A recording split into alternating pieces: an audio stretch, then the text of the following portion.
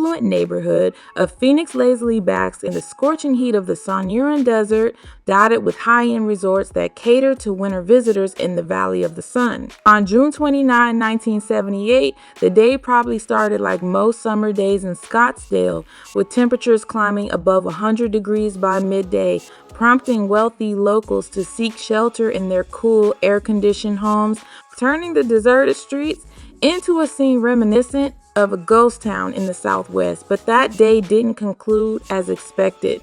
As the local police responded to a distress call from one of the city's apartment complexes, they stumbled upon a scene that was far from what they expected in Scottsdale. Inside a dimly lit first-floor apartment, they discovered the lifeless body of a middle-aged man lying on the bed. The man's shirtless form was marred by 2 deep gashes above his left ear, and a tangled electrical cord was tightly wound around his neck. Despite the gruesome sight, it was evident that he had once been in good physical shape, with his salt and pepper hair adding to his distinguished appearance. However, the brutality of the attack had left little else discernible. The walls and ceiling were splattered with blood, so much so that even the victim's pillow had become drenched in a crimson hue. Upon discovering that the apartment was leased to the nearby Windmill Dinner Theater, the police sought the assistance of Ed Beck, the theater's manager, to identify the deceased. Beck, speaking to the press, admitted that it was impossible to recognize the man from one side, but he could do so from the other. Lifeless body was none other than Bob Crane, a beloved television star who had gained fame for his role as the quick-witted protagonist in the 1960s sitcom Hogan's Heroes. However, Crane's tragic demise revealed a hidden side to his life, one that involved a different kind of on-camera work behind closed doors. Letterman, after 4 decades, the unsolved murder of this enigmatic actor, intertwined with the world of sex addiction and pornography, continues to captivate the public's imagination.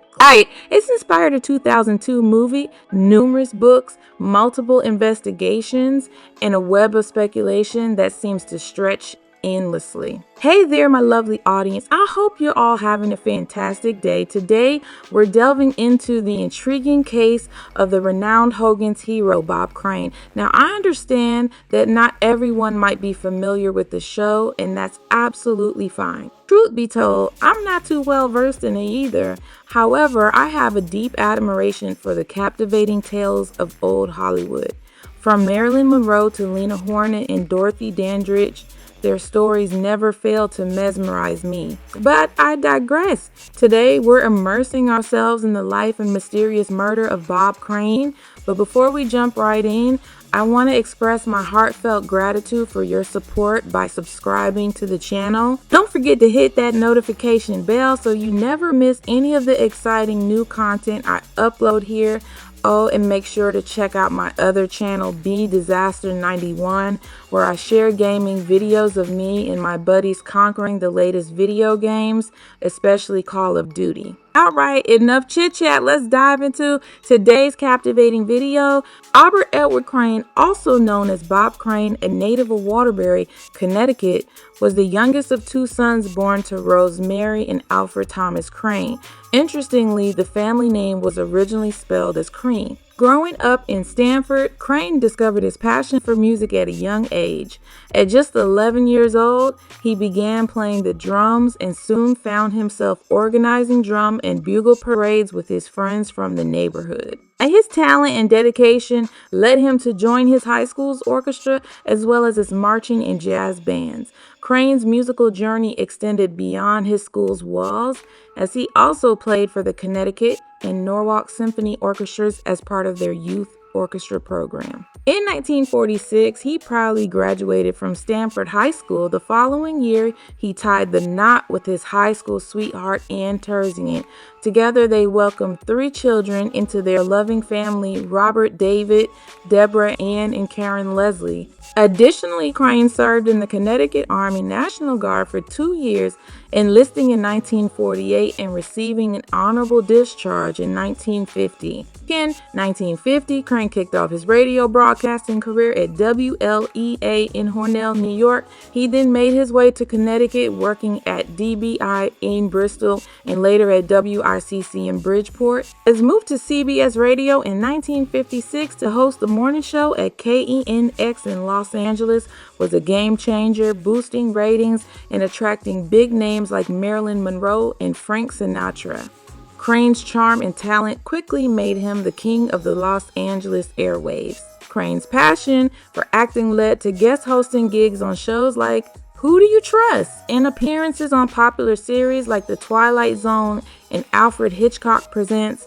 After a successful radio show with Carl Reiner, Crane landed a guest spot on The Dick Van Dyke Show, showcasing his versatility and talent. After watching Crane's performance on The Dick Van Dyke Show, Donna Reed extended an invitation for him to appear as a guest on her program. Following the success of that particular episode, Crane's character, Dr. David Kelsey, was seamlessly integrated into the show's storyline, making him a regular cast member starting from the episode Friends and Neighbors. Juggling his time between working full-time at KNX and filming The Donna Reed Show, Crane would often rush back and forth from the KNX studio at Columbia Square to Columbia Studios. Eventually, he bid farewell to the show in December 1964. 1965, Crane was presented with the lead role in a CBS television sitcom that took place in a World War II POW camp. Hogan's heroes revolved around the daring sabotage and espionage missions carried out by Allied soldiers under the leadership of Colonel Robert Hogan, right under the noses of the unsuspecting Germans guarding them. The show was an instant hit, ranking in the top 10 during its debut year, running for 6 seasons on CBS. Crane received Emmy Award nominations in 1966 and 1967. Crane received the script for Heroes from his agent, but mistakenly thought it was a drama instead of a comedy. "Bob, what are you talking about?" his agent exclaimed, as recounted in Robert's 2015 book about his father. "This is a comedy. These are funny, not see." The confusion didn't stop with Crane. The show premiered just 20 years after WW2, a time when the horrors of the war were still fresh in the minds of many. That made it even more surreal was that 3 of the actors playing the comedic Nazis, Werner Klemperer, John Banner, and Leon Askin, were Jewish survivors of the Holocaust. Robert Clary, who portrayed Corporal LeBeau, had been interned at Buchenwald and lost his parents at Auschwitz. Despite the controversial premise, Clary, now 93 years old and the only surviving cast member, stands by the show. It was well written, well directed, and well acted. He insists, proudly displaying his concentration camp tattoo, a 5714, on his forearm. This was a great group to work with. Bob never said, "Hey, I'm Hogan and I'm the star." The show ultimately propelled Crane, who played Colonel Robert Hogan, to stardom. Crane shone brightly in the spotlight, using his fame to satisfy his desires. Despite being married to his high school sweetheart Ann Terjan and having 3 children, the actor leveraged his celebrity status to attract women and gather nude images of them. Here's according to Crane's son Robert, there was no involvement of drugs or coercion in these encounters. Women were simply drawn to his charm and good looks, leading to casual hookups. Crane's romantic entanglements with his castmates had a significant impact on the dynamics on set. After his affair with Cynthia Lynn, who portrayed Helga in the first season, he then pursued a relationship with Patricia Olsen, who took over the role of Hilda the following year. Olsen, also known as Sigrid Valdis, eventually became Crane's second wife in 1970. Despite their marriage, Olsen was not pleased with the influence of Carpenter over her husband, a situation that was portrayed in the 2002 film Autofocus. Farrah Ford, who co-wrote Bob Crane, the definitive biography, believes that the movie exaggerated Crane's interest. She mentioned the focus on his amateur pornography was just a small part of a much larger picture. Bob was meticulous in documenting every aspect of his life, so in the grand scheme of things, it was just a minor detail. Following a romantic involvement with Hogan co-star Cynthia Lynn, who portrayed Helga, Crane found love with Lynn's replacement Patricia Olsen in 1968, known on screen as Hilda under the name Sigrid Valdis. Crane ended his marriage with Terzian in 1970, just before their 21st anniversary, and tied the knot with Olsen on the set of the show later that same year, with Richard Dawson, a co-star on the series, as his best man. Their son, Scotty, was born in 1971, and they later adopted a daughter, Anna Marie. Robert Crane Jr. later disclosed that his father, Bob, was not the biological father of any of Olsen's children. When they got married in 1970, Patricia was already expecting, but Bob had undergone a vasectomy in 1968 while still married to his first wife. Crane and Olsen separated in 1977 and were on the brink of finalizing their divorce when Crane passed away in June 1978. In 1968, Werner Klemperer, Leon Askin, and John Banner, co-stars of Crane and Hogan, joined forces with Elke Sommer in a captivating feature film called The Wicked Dreams of Paula Schultz. This intriguing movie was set in the divided city of Berlin during the tense Cold War era. The following year, Crane took on a new venture starring alongside Abby Dalton in a delightful dinner theater production of Cactus Flower. After the cancellation of Hogan's Heroes in 1971, Crane found himself in the world of Disney, appearing in 2 films. First, he took on the lead role in Superdad in 1973, showcasing his talent and charm. Then, he had a small but memorable role in Guest 1976. In 1973, Crane acquired the rights to a hilarious comedy play called Beginner's Luck. He embarked on a tour, taking on the roles of both star and director, entertaining audiences at various dinner theaters across the country. On the show, both dinner theater in St. Petersburg, Florida, to the La Mirada Civic Theater in California, and even the Windmill Dinner Theater in Scottsdale, Arizona. Crane brought laughter and joy to theatergoers. In between his theater engagements, Crane made guest appearances on several television shows, including Policewoman, Gibbsville, Quincy, M.A., and The Love Boat. However, it was in 1975 that he made his triumphant return to television with his very own series, The Bob Crane Show, airing on NBC. Unfortunately, the show was short-lived and was canceled after just 13 episodes. Undeterred, Crane continued to pursue his passion for entertainment. In early 1978, Crane embarked on a new adventure, taping a travel documentary in the beautiful islands of Hawaii. He also made a special appearance on the popular Canadian cooking show Celebrity Cooks. Tragically, these projects were never aired in the United States, as Crane's life was cut short the following June. However, his appearance on Celebrity Cooks did make its way to Canadian screens in late 1978, and it was later recreated in the biopic film Autofocus. Bob Crane's legacy as a talented entertainer lives on, leaving behind a trail of unforgettable performances and a passion for his craft. My father's actions were too much for mainstream Hollywood to handle. He made some questionable decisions. Robert comments on his father. He would collect photos of women and compile them into these books. Here's Sally from Jacksonville, Florida, and then he started showing them to people while filming a lackluster Disney movie called Superdad, where he played an all-American father concerned about his daughter's choice in a partner. He was at Disney Studios in Burbank showing these photos to crew members.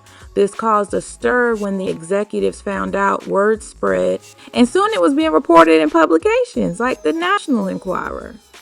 Robert insists that his father's behavior was never harmful, discovering that the all-American Hogan had this, some might call it a dark side, but I don't see it that way, Robert explains. My father simply loved women. Perhaps he was trying to compensate for his declining career in his later years, and maybe it boosted his ego to meet a woman at a nightclub and spend the night with her, but I never saw it as dark because it was consensual. There were no hidden cameras or anything like that. Robert finds his father's unconventional interest amusing. He fondly recalls the time Crane brought him to the 1972 premiere of Deep Throat when he was 21, where his father enjoyed meeting various porn stars. However, Crane's career was on the decline as the cultural landscape shifted, with Heroes ending the year before. As work became scarce for the aging actor, he resorted to performing in dinner theaters to make ends meet. When Crane finally arrived in Phoenix, his second marriage was falling apart and his acting career was dwindling, with only occasional appearances on shows like The Love Boat. Determined to turn things around, he purchased the rights to a play called Beginner's Luck, a charming romantic comedy that he had previously performed at various venues, including the Windmill. Just 2 days before his tragic demise, he reached out to his eldest son, sharing his plans for a fresh start. He was just a couple of weeks away from turning 50, recalls Robert. He told me, "I'm making some changes. I'm divorcing Patty." He wanted to distance himself from people like John Carpenter, who had become a constant source of annoyance.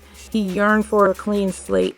Throughout the duration of Hogan's Heroes, Dawson introduced him to John Henry Carpenter, a regional sales manager for Sony Electronics who frequently assisted renowned clients with their video equipment. The two gentlemen quickly formed a bond and started frequenting various bars and nightclubs. Crane's fame attracted numerous women, and he would often introduce Carpenter as his manager. Interestingly, Crane and Carpenter documented their shared intimate experiences on video. It was all just a figment of imagination. According to Robert, his dad's attempt to distance himself from Carpenter, who had pursued him all the way to Arizona, triggered a wave of fury. They had some sort of falling out, Robert asserts.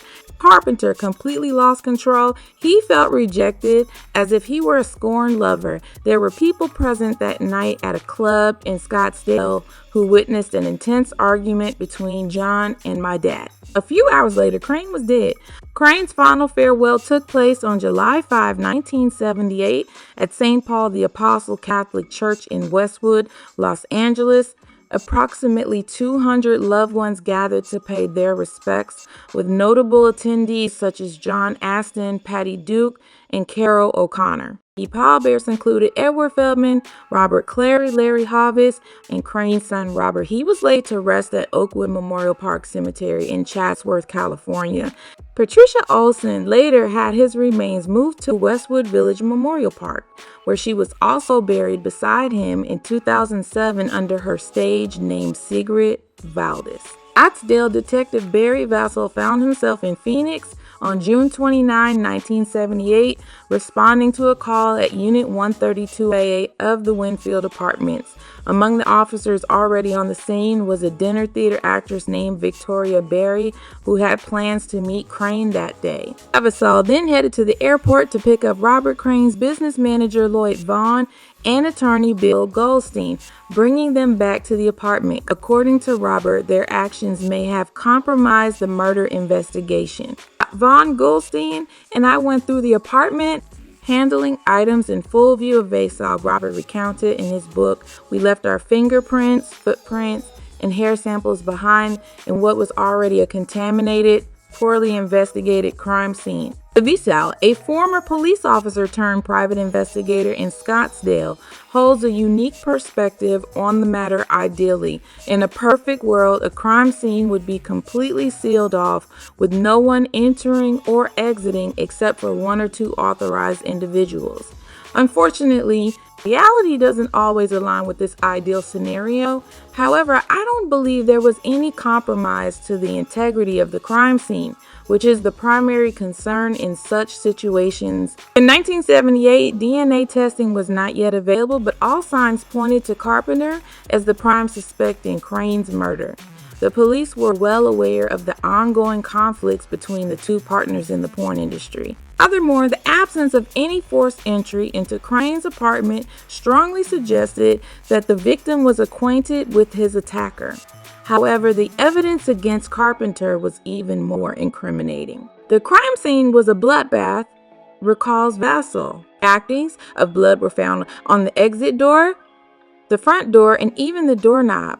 A red stain was discovered on the curtain. We also discovered Crane's blood. Type in Carpenter's rental car, specifically on the passenger door. No one else who had access to that car shared the same blood type as Crane. It was all type B blood. However, the evidence found in Carpenter's Chrysler Corda did not provide enough proof. Without a murder weapon, the detectives were unable to convince the county attorney to issue an arrest warrant. Nevertheless, after 12 years, Scottsdale detective Jim Raines stumbled upon a previously unseen crime scene photograph in which a tiny speck of brain tissue was visible inside Carpenter's car. Although the actual tissue sample was no longer available, a judge deemed the image admissible, leading to Carpenter being charged with Crane's murder in 1992. During the 1994 trial, Robert Crane testified that his father had repeatedly expressed a desire to end his friendship with Carpenter before his death.